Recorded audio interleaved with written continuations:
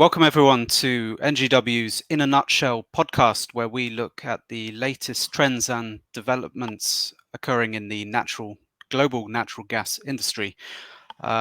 Today, as usual, I'm joined by Thierry Bros, professor at Sciences Po Paris, and Anne-Sophie Corbeau, research scholar on global energy policy at Columbia University's School of International and Public Affairs.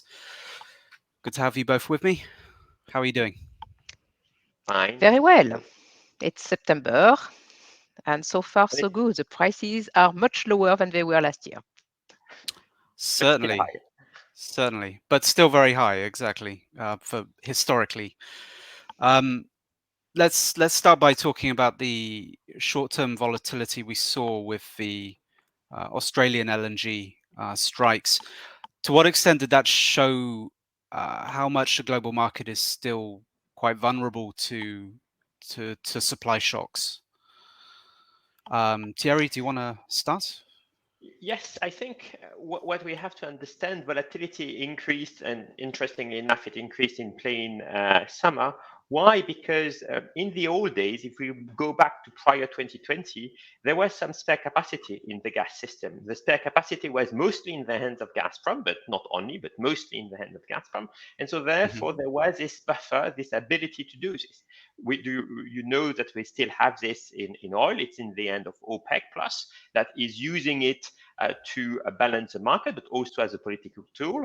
But this is a spare capacity is de facto limiting this, the volatility. If you have no spare capacity in the system, and unfortunately we are going to live with this in the gas industry for a few more years, then you have volatility, because any kind of news flow, even if it doesn't materialize at the end of the day, will have an impact on prices, because traders will have to review the spreadsheet and to understand how is this going to impact my supply-demand balance, my global one, my European one, and the prices. So I think we are in for a period of higher volatility for a longer time and for a longer period. And we have seen this, as you rightly mentioned, Joe, in August with the news flow of Australian strikes, when we have absolutely or very little Australian LNG coming into Europe.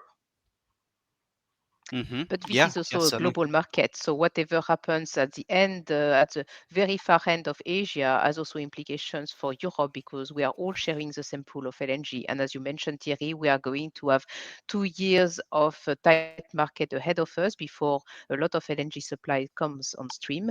But meanwhile, this market is going to remain tight. What I find also interesting is that the previous components of the global gas market, which were providing this flexibility, are gone or almost gone. I mean, the interaction between LNG and pipeline gas in Europe, mostly Russian pipeline gas, is pretty much gone, because we are getting very little Russian pipeline gas right now, and it's probably not going to increase if the European Commission achieves its objective to get rid of Russian gas by 2027. The second one was the interaction between natural gas and coal in the power market. This one is also probably going to decline, even if coal has come back over the past 2 years because of security of supply issues. And the last one, which remains, is storage. But everything which was making Europe as a balancing market, as I mean, the three pillars, two are going. And this is basically setting the stage for a much more volatile market. Even more that we are seeing a rise of renewable, which means that we are going to see more volatility in terms of gas demand in the power generation sector. So this is in fact leading some people to say, well, now it's no longer Europe which is going to be the global balancing market, but it's going to be China. However, China is not exactly Europe. I mean, these three pillars are not exactly the same. There is not as much storage capacity. The interaction between natural gas and coal in the power sector, I mean, it's not dictated by spot prices. And finally, the interaction between pipeline gas and LNG is not exactly the same thing. And it's very unlikely that we are going to see LNG basically pushing back pipeline gas, especially pipeline gas from Russia in China is extremely cheap. So, these kind of dynamics are not going to play. And they are also not basically priced at the same type of prices. there is quite a lot of oil indexation still in China. And if I may, I'd add to what Anso stated is that we had one more buffer in Europe, which has been removed. It was called Groningen. And Groningen was also there to help the seasonality.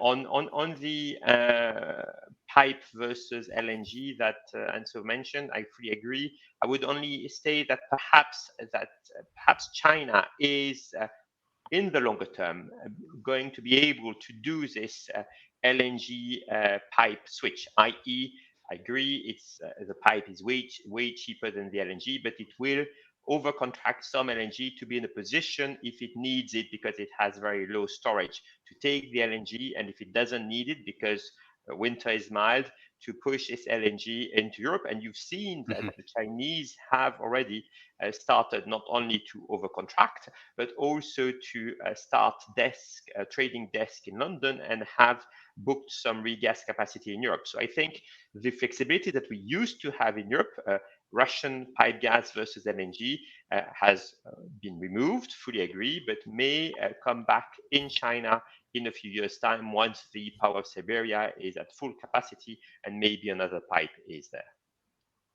Maybe, but this is going to take probably 10 years if we take the example of the Power of Siberia 1. And this pipeline has not been sanctioned yet. Yeah.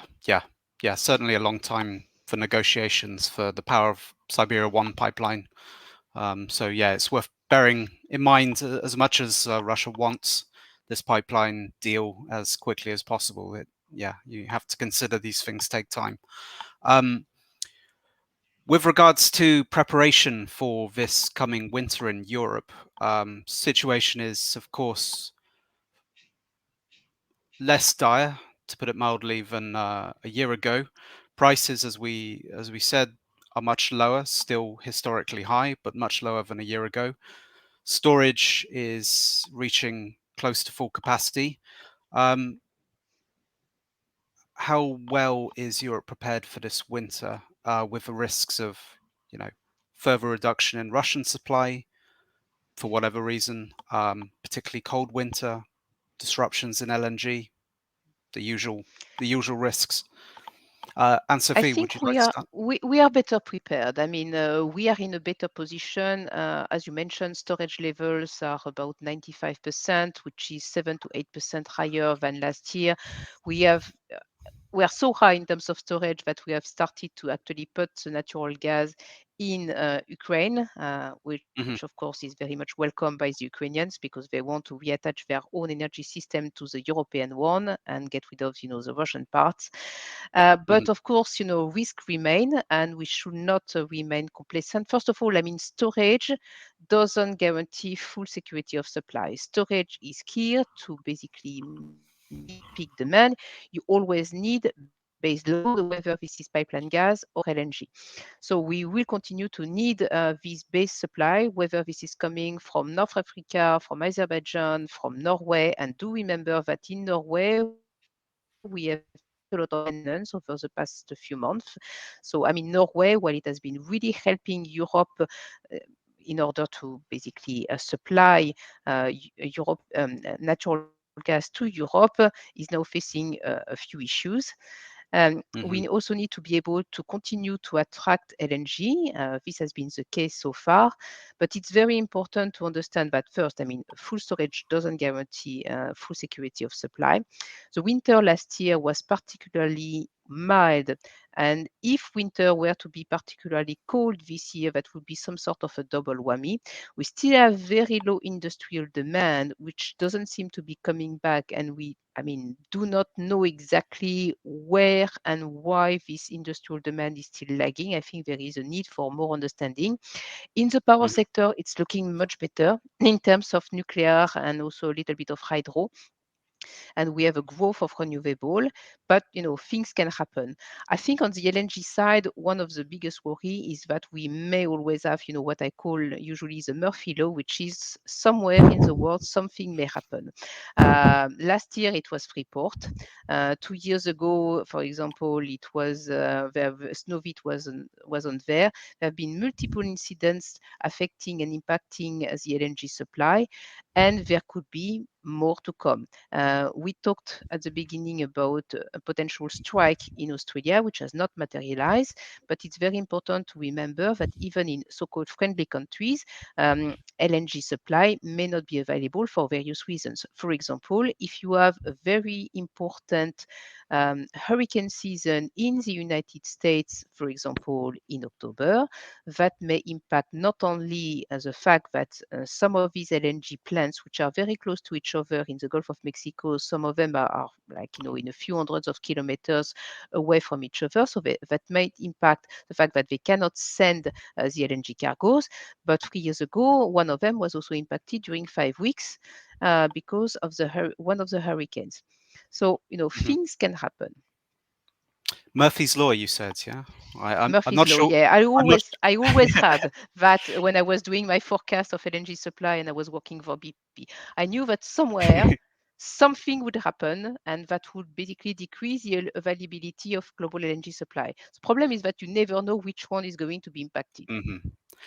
With my surname, I'm not sure whether I love or hate that expression. I'm sorry Um, about that. Thierry, something to add? Yeah, the good thing is having a podcast with Anne-Sophie is we mostly agree on the main elements. I fully agree with what Anne just stated. Just a few more points on my side.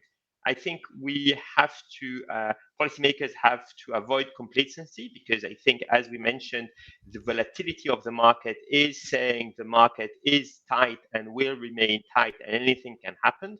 And if I look at the load factor of liquefaction plant, if I take GII GNL number last year, it was 82%. A load factor average, which is a high number. So again, as Anso stated, it can go down. Something can happen somewhere, and there is very little growth. On the volumes of LNGs that we've seen in Europe, we've seen an increase year on year until June, when we were seeing a decrease, a massive decrease in Russian pipe gas. Right now, we have more or less the same amount of LNG, a bit less than last year, coming into Europe since June, but we have more or less the same level of Russian pipe gas that we had last year. I mean, it's around those 2 BCM per month, coming half from Ukraine and half via Turk Stream. And again, half comes via Ukraine. There is a war in Ukraine. I don't think, to answer your question, there will be some Russian willingness to reduce those volumes lower, because those volumes, in fact, goes to the five least anti-Russian EU countries. It goes into Austria, it goes into Hungary, just to name two of them. And so therefore, I think Russia has an interest in keeping those pipe volumes going forward. Mhm. What I think could happen is something on the LNG, as Anne-Sophie stated, but I think it can be politically driven. I mean, if you sit at the Kremlin and you've seen what the volatility of potential strikes in Australia that didn't materialize, as Anne-Sophie stated, well, you may have a vested interest in trying to reduce the Yamal LNG volumes this winter, because if you reduce, not reroute, reduce the volumes, you're tightening the global market and you're creating a lot of problems in Europe first. And again, this looks a bit like what the Russians have done in diesel exports last week. So I think Mhm. we have to be prepared. Something can happen. It can be bad luck, but it can be a further weaponization of gas. It won't be, I don't think, weaponization of pipe gas, but it could be weaponization of LNG. And remember, final point, that the Russian treasury earns less money on LNG versus pipe gas. So for Russia, if you sit at the Kremlin, it makes more uh, value to try to reduce the LNG versus to try to reduce further the pipe gas. I would like I to see. offer a slightly different view on that last point, which I think could be indeed one thing that the Kremlin could be doing, reducing LNG supply, especially since there have been a lot of voices in Europe saying, "Oh my God, we are still importing about 20 BCM of Russian LNG per year. This is terrible. We need to stop that immediately." Indeed, I mean, either we could be doing that, and the LNG will be going somewhere, or Mr. Putin retaliates as he has already done in the past and cuts, maybe one train, two trains of Yamal LNG. But what he could also be doing, which will be removing these volumes from the spot market. And he could indeed weaponize to some extent that LNG by offering it to countries which have had a difficult access to very low price gas. I mean, to name them, Southeast Asian countries. And that would be, for him, an excellent political weapon because he could say, look, I perfectly understand that right now you have a very difficult life because you could not have access to this LNG. This LNG now is at about between $10 and $15 per MMBTU. This is very expensive for you. But here, I offer you LNG at, say, $6 to $8 per MMBTU, which for Southeast Asian country is like in the acceptable range. So, they could sign a long-term contract at this kind of prices. And therefore, that removes basically these LNG volumes, which is about 20 BCM for Yamal, from the spot market. It's increasing the demand in Southeast Asian countries and therefore means that for Europe, there is less available spot LNG, which means that prices in Europe will increase. That would be a slightly different outcome to what Thierry suggested. But I think we should not discount the fact that Putin is looking for allies, political allies on the global scene. And by helping poorer countries which have been impacted by this global energy crisis, it could be seen as not exactly the savior, but somebody who is helping them. Yeah, when you say that, I'm thinking first and foremost about Pakistan. One example, having held I don't know how many tenders to attract spot cargoes, and they keep failing. And yeah, interesting in terms of the Kremlin gaining political capital from and the Kremlin diverting supplies.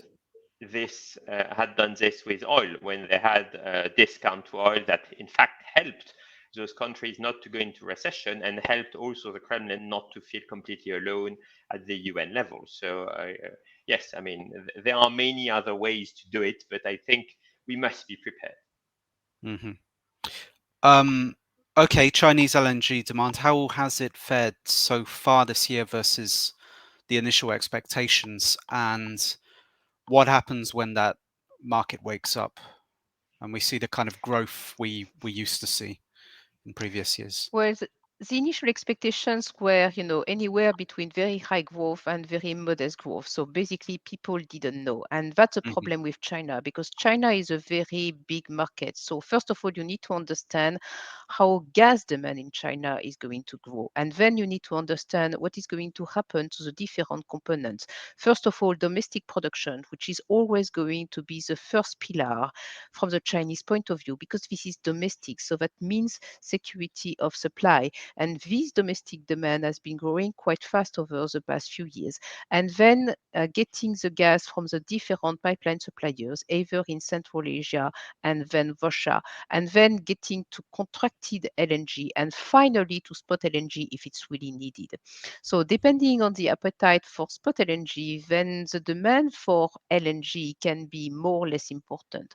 What we have seen so far is an increase for the first 8 months of about 11% year on year, but last year it dropped by more than 20%. So we are not back to 21 levels, but we are somewhere in between 21 and 22. There is still a bit of uncertainty because we don't know what the end of the year is going to look like. And do remember that in China now there is a sizable portion which is residential commercial gas demand, which is basically mainly dictated by the weather. In 21, there was very cold weather in China, and their gas demand in that sector increased quite substantially.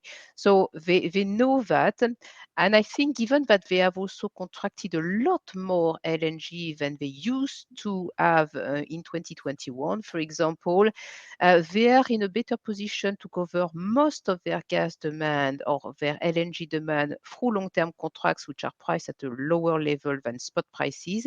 And then maybe they have a little bit more possibility to buy additional spot LNG, even if, usually they have relatively low tolerance for relatively high prices. But if they really need that, then maybe they could go to the spot market. So I was looking at what CNOOC was saying. And they were looking at, gas demand growth to basically almost 400 billion cubic meters for China, and the same thing as what we have seen in terms of LNG, a plus 11% for the full year, which is basically in line with what we have seen. So that would mean that for every month, September to December, we will see about 8.5 BCM of LNG imports in China. If I had to add a few things, first of all, I mean, I think we have to keep in mind that since last year, China has overtaken the EU as a gas market in terms of volumes, as a total gas market in terms of volumes. So we are smaller than China. Second element, I agree with your number, and Sophie, I would just put them in a timely perspective. I mean, if you look at the first few months of the year-on-year growth, there wasn't any year-on-year growth. It was a year-on-year decrease in LNG, and now we are seeing a year-on-year growth in LNG intake in China, which is going to make it a bit more difficult. And this is why also, if you look at the mirror figure, which is Europe now, we've seen LNG growth year-on-year in the first 6 months of the year, and now we are seeing LNG drop year-on-year versus last year since June. So we are in a period where, again, complacency is going to be unacceptable because China is waking up. I mean, as Anne-Sophie stated, we are back to some kind of growth. We need to understand what kind of growth it is, but we are back in some kind of growth. And energy is political in China. China wasn't helping us last year. China was just allowing those cargoes to be rerouted because it didn't need it. And so, because China has very little storage, as Anne-Sophie mentioned, they will have a political view on LNG cargoes in winter. If it's very cold and they need the LNG, well, they won't allow their own contracts to be rerouted. And I think that's also one of the problem of Europe. I mean, we were in a world where, when we were looking at security of supply in Europe, we were back many years ago accepting this to be done by utilities. But utilities have not done this. I mean, if you think of the way we are doing security of supply in Europe, back before the weaponization of gas, European utilities had, let's say, 150 BCM of contracts signed with Gazprom. Out of those, we only have, let's say, 25 BCM left. So 125 BCM of long-term contracts have been completely erased overnight in Europe, and those utilities have not signed the same amount of LNG or pipe gas contract in the meantime. So, which means that Europe relies more and more on spot markets, but also is de facto less secure. So we will have to fight for the last available cargo with China. If China doesn't need it, fine, we will get it. If China needs it, not fine, we will not get it, whatever the price. Yes, and if I can add something, if my memory is correct, last year in October, the government of China said to the companies, I mean, you are no longer redirecting LNG cargoes to Europe, because they remember what happened at the beginning of 2021 when the weather was particularly cold, and the companies were caught off guard because they thought, I mean, at the end of 2020, given how loose the market had been in 2020, we are fine, no problem at all. We will be able to get whatever LNG we need. They had not contracted enough, and then they were totally caught off guard. So for us, I mean, the worst scenario would be to have extremely cold weather, like in the beginning of 2021, but this time both in Europe and also in Northeast Asia, which will Hmm. increase the residential demand, forcing companies to be on the spot market and to try to fight between each other. What is helping us so far has been that, yes, Chinese LNG demand has been increasing, but Japanese LNG demand has been decreasing by even more. So this is what is helping on the tightness of global LNG market. And we should be careful when observing a certain number of Southeast Asian countries. In many cases, their demand dropped in 2022, but it's now slightly recovering, especially countries like Thailand, etc. I mean, have increased their LNG demand in 2021 and also in 2022, and it's continuing in 2023. But a lot of countries are also seeing their LNG demand recovering. So we should Hmm. not completely discount these countries. Out of just for my understanding, why is it that China's gas storage capacity is comparatively low considering its demand? I mean, I know demand has soared, but China is capable of doing some things, building some things rather quickly. Is there a reason for that? Out of memory, I mean, it has always been the case that China was sort of lagging in terms of storage development. I think they have realized that and they are trying to Hmm. develop, but of course, it takes time. I mean, they do not have the same regulatory framework than we do. But if you are Hmm. looking at typical storage, underground storage development in Europe, it could take up to a decade.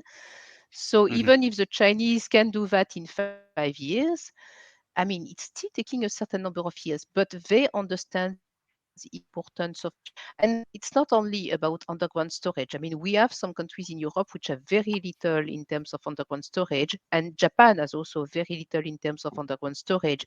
They are counterbalancing that with a lot of LNG storage. It's not exactly the same Right. Yeah. dynamic, but it can also help a little bit. And China has been increasing its LNG regas capacity like very rapidly. I cannot even remember how many new LNG regasification terminals started this year. Yeah, Hmm. yeah, and if I add, it's because demand has been soaring. Even if you massively invest, you still have storage that only represent 5% of your annual demand, and you're growing your storage by 5% or by 9% per annum just to keep with this. So I think that there Hmm. is this, and the dynamic is still going to be there. And again, growing your demand by 9%, growing your storage capacity by 9% is massive. First element. Second element, I mean, if you're thinking about an energy transition, is this really where you should put your money, gas storage? Perhaps not. Hmm. Perhaps you have a vested interest in thinking about batteries, where China has a way geopolitical advantage in critical material, etc., etc. So I Hmm. think there, if I was the Communist Party, I will continue to invest in gas storage, but I will not overinvest. And so, Hmm. therefore, at the end of the day, this 5% storage represent 5% of the annual demand may stay around this level when we have something like 30% in Europe. Hmm. So a question of priorities as well. Okay. We've talked about this before, but the expected mid decades rebalancing of the market. Any new interesting developments you've seen there? How is that process towards rebalancing shaping up? Thierry, would you like to start? Well, I'd like to start here by looking at EU security of supply, what I was alluding earlier. And as I Mhm. stated, we've seen European utilities that have been very shy in signing those long-term contracts because their political masters were telling them, well, we don't need gas in the longer term.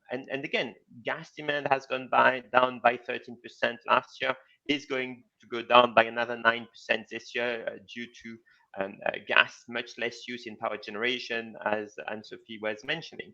But Mhm.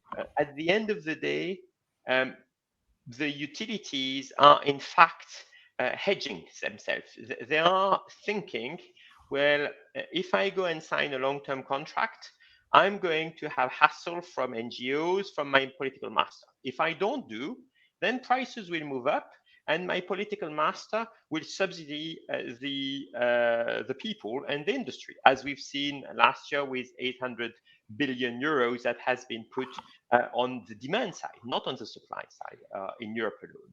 And so utilities have, I would say, are in the complacent position, saying, well, at the end of the day, why should I try to explain to my political master that we need more gas? Because this is a very tough job. They don't understand. They don't want to listen. They don't want to understand.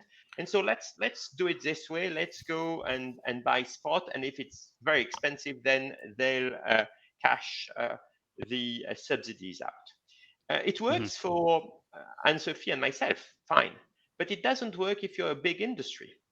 And I think for me, what has been really interesting is the fact that BASF, the chemical German company, has signed last month a long-term contract with US LNG. Because if I may be politically incorrect, BASF was facing, in fact, very small amount of choices. The first one is, well, I close down my plants in Europe, and maybe I build them in China, or maybe I build them in the US, where I need gas as a feedstock and gas as energy. Second is, well, I have a duty to the German people, and so therefore I want to continue to produce my plastics or whatever in Germany, and so therefore I'm going to do it, and each year I'm going to ask the German taxpayer to provide subsidy to cover my losses.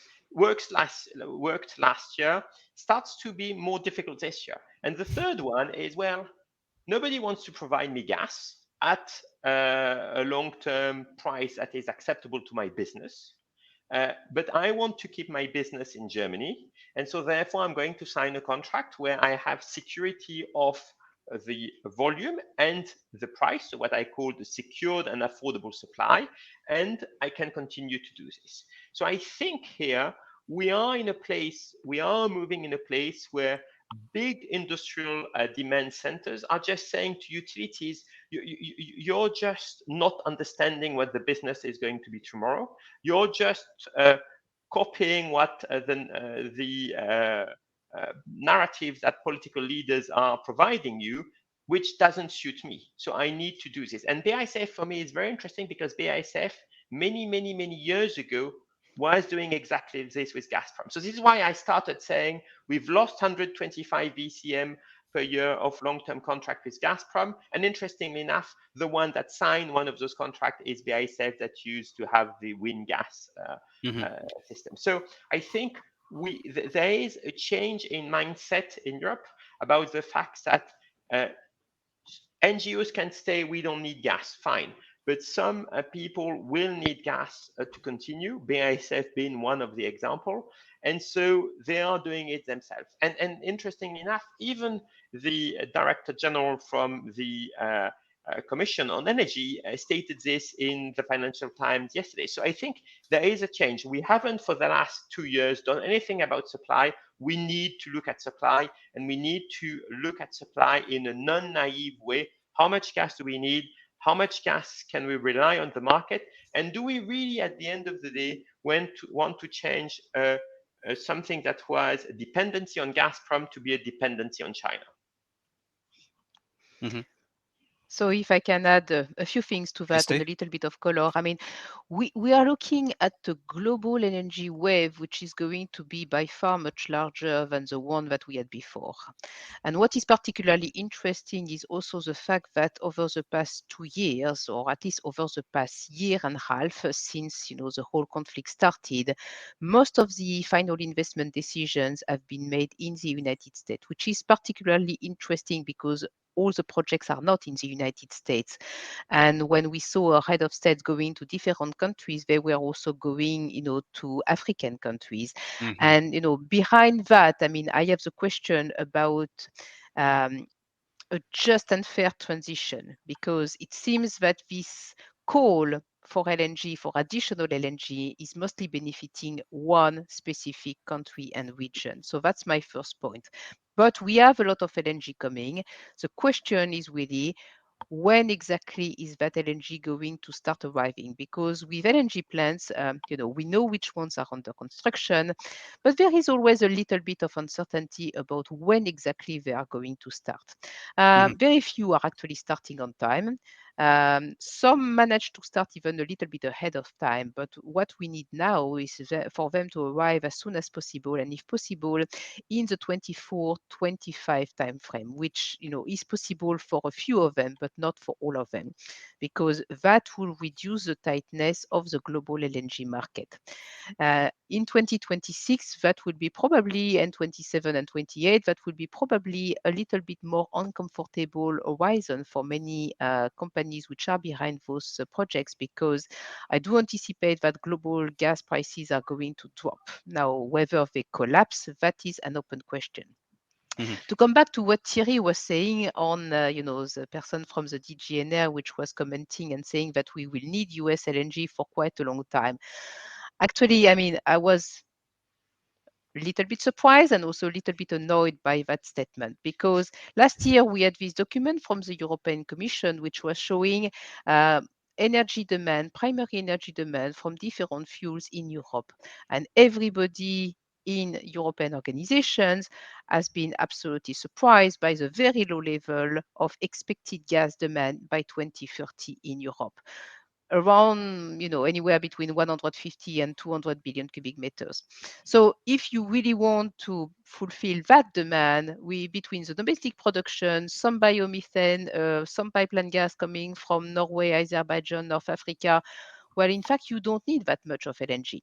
So now the question for the European Commission is, well, what has changed? You don't believe even more in your forecast. You have become a little bit more realistic about what can be actually achieved. But then for everybody who is investing in the gas business, whether this is in terms of infrastructure or in terms of long-term commitments that Thierry was mentioning, the question is, okay, so what is going to be the gas demand in Europe by 2030, but also beyond, because we need certainty for way beyond 2030, especially if countries and companies are subscribing long-term contract for 20 years. And also what is going to be our needs in terms of imports. And if I'm looking at all the scenarios which exist out there, I cannot get an answer to that.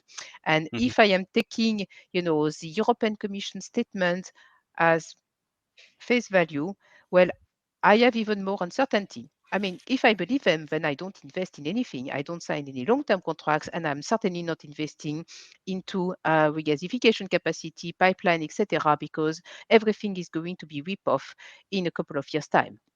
We just have to survive the next few winters. So we need to be really realistic and pragmatic about where are we going exactly. I know for the European Commission, many people are going to be gone maybe next year. So it's going to be a brand new European Commission. But at the same time, for many companies, they're investing long term. So they need a little bit more certainty than a graphic that you can't really read the numbers. And you are wondering, what am I doing? Am I investing or am I not investing? How to plan and how to ensure security of supply, which is absolutely essential if you have no idea about your future demand and your future imports. So a new commission, but perhaps same old ideas. Thierry, go ahead and maybe comment on that. Yeah, a few comments on the comments. Timmermans, the vice president for the Green Deal, has already left. So, and he was on the extreme dogmatic side. So I think that's also perhaps one of the elements that explain perhaps the FT article. Second element, I agree with you. Anne-Sophie, 150 to 200 BCM in 2030 makes no sense. We are around 300 BCM. We've seen a huge demand destruction. We've seen a very warm winter. Are we going to see this when everybody is talking about reindustrialization and needing more energy? Plus, I like to add one element to this. If you look at coal, and I think now people are starting to understand that coal is the enemy. in this energy transition. I mean, we've been greenwashed by the Germans that were telling us that coal is okay and nuclear isn't. But I think we start to see this in many reasons. First of all, I think this has been one of the elements of Macron's speech yesterday. I mean, coal is the enemy. And so if you want to move away all the coal fired power generation in Europe and to replace it by something, because now we also understand that electricity demand will grow. So you have to replace this by something. If you want to replace this by gas, you need more than 60 BCM of gas per year to do this. So you may not be completely gas, maybe gas and renewable, etc., etc. So I think that's, for me, is really important. I mean, 200 or 150 BCM in Europe by 2030 makes no sense, and so people are starting to wake up and understand that the hydrogen strategy was just a fake strategy with a fake magic mass. Is never going to deliver anything in the size that was expected by Timmermans when he signed it. I mean, those 20 million tons by 2030 have already been revised by the IEA to something like 5 at best, and this is, you know, we are still a few years ahead. I think what we are going to see with your question about this commission, next commission, I think we are seeing some governments going a bit more pragmatic in this. I mean, we've seen last week the UK government, it's not in the EU any longer, but the UK government that came out with something more pragmatic. Everybody says this is the first. I would fiercely disagree with this. I think the first government, democratic government, to have done this was the Greek government last year. It was like the UK government. It was a conservative government, what I called blue, or I will add blue petroleum government that wanted to increase the energy intake and the energy production from Greece. They had extremely smart measures. I mean, they were the first government to ask for an electricity market redesign in Europe that hasn't still been done, and it's been asked and asked and asked again. So they came out with some very pragmatic measures, more offshore production in Greek water, more regas capacity, more wind and solar, providing more energy to Greece and the rest of Europe. So UK is following the same path. We've seen yesterday Macron, I didn't understand, he wasn't speaking French, the kind of French I can understand, so I didn't really understand what he wanted. It seems to me he wanted to be more pragmatic. He wanted to have a green path with providing economic growth and jobs and reindustrialization. And again, this means more energy, not less. And so I think in the next 8 months, or 9 months, up to the MEP's election, we are going to see parties that are trying to say, well, now it's not only a question about green or not green. Am I believing in climate change? Yes, everybody believes in climate change. So the problem is, how do we tackle this? Are we going to tackle this with magic mass, a la Timmermans? So you spend subsidies, and at the end of the day, nothing happens? Or are you going to do this in a pragmatic way, in a flagged way, and a step-by-step way? Which, by the way, and Rishi Sunak was right there when he stated this, the UK was best in class in CO2 reduction when it was inside the EU because of this. And so I really think citizens will have a vote in the next 8 months about how do they want this? Do they want a completely unrealistic program, or do they want something that may not achieve the 1.5%, but that is going to be acceptable and fair going forward? And I think this is a very important point, because, I mean, we need something which is pragmatic and that people see as realistic. And as I stated before, I mean, very few of the RePower EU targets are really realistic. I mean, so, I mean, what we really need are pragmatic and realistic targets. Because most of the REPowerEU targets are actually very far from being realistic. I mean, we mentioned the 20 million ton of hydrogen. Nobody thought that these targets were really going to be ever achieved, whether this is about producing 10 million ton domestically or importing 10 million ton from wherever. I mean, there is probably not enough hydrogen and projects which have actually taken FID to fulfill that demand. The danger right now, as I can see it, is that there is a little bit of what is happening already in Germany. This is people being against all these changes. Why are they against these changes? I think the ban on the boilers was a very good example. Suddenly you are telling people, well, I'm sorry, but you can no longer replace your existing gas or oil boiler by something which is going to be more efficient, but the same thing. You have to invest into something which is a lot more expensive. And that means that you are going to pay probably a few thousand euros from your pocket. And that for many people is not always acceptable because a lot of people in this inflation era do not have any spare money on their saving accounts every month. So how are they going to pay for heat pump, which, if you are taking the most evolved models is easily 15 to 20,000 euros. That is simply not possible.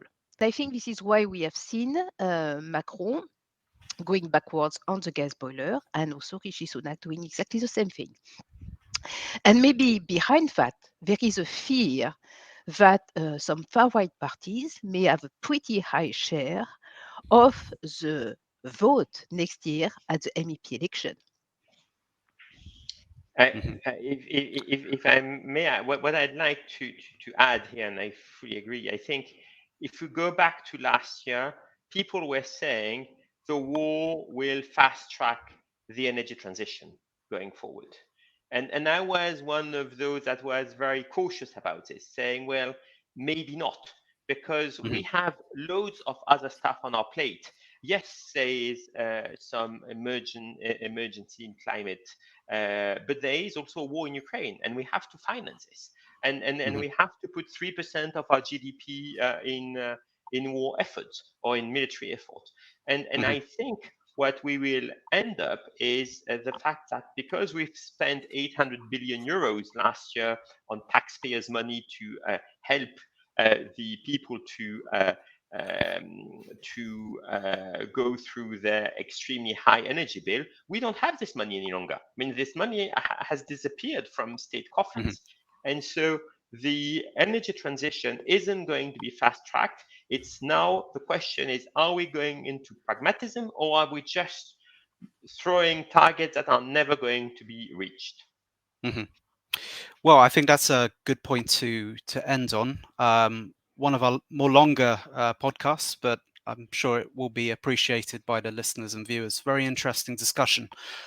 So yeah, thank you both for giving me and our viewers your thoughts once more. This has been NGW's In a Nutshell podcast. See you next time.